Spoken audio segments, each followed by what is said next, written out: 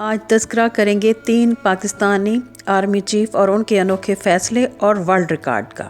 تو چلیے video start کرتے ہیں۔ سب سے پہلے ذکر آتا ہے ان آرمی چیف کا جن کے پاس 2 ورلڈ ریکارڈ ہیں۔ نمبر 1 وہ جنرل جن کو آرمی چیف بنتے ہی گرفتار کر لیا گیا تھا، یہ دنیا کے شاید پہلے اور آخری آرمی چیف ہوں گے۔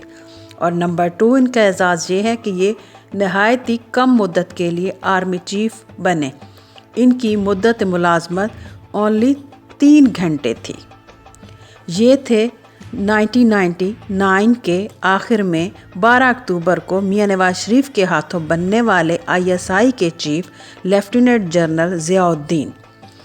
ان کو وزیر اعظم ہاؤس بلایا گیا اور انہیں آرمی چیف بننے کے فیصلے سے نواز شریف نے آگاہ کیا۔ وزیر اعظم ہاؤس میں جنرل ضیاء الدین کو وزیر اعظم کے ملٹری سیکرٹری کے یونیفارم سے بیج اتار کر لگائے گئے اور اس طرح انہیں آرمی چیف کا عہدہ دیا گیا، مگر جنرل مشرف کے قریبی جنرلز حرکت میں آئے۔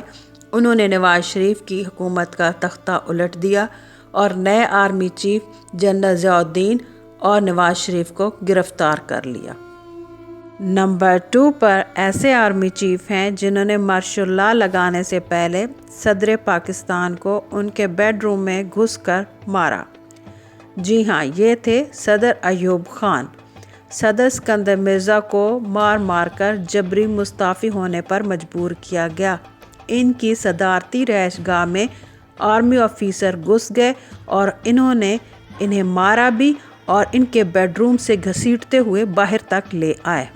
نمبر 3 پر آتے ہیں ایک ایسے آرمی چیف جنہوں نے مرنے کے بعد بیرون ملک دفن ہونے کی خواہش کا اظہار کیا تھا۔ جی ہاں، ان کا نام تھا جنرل موسیٰ خان۔ ان کی وصیت کو مد نظر رکھتے ہوئے انہیں ایران میں دفن کیا گیا تھا۔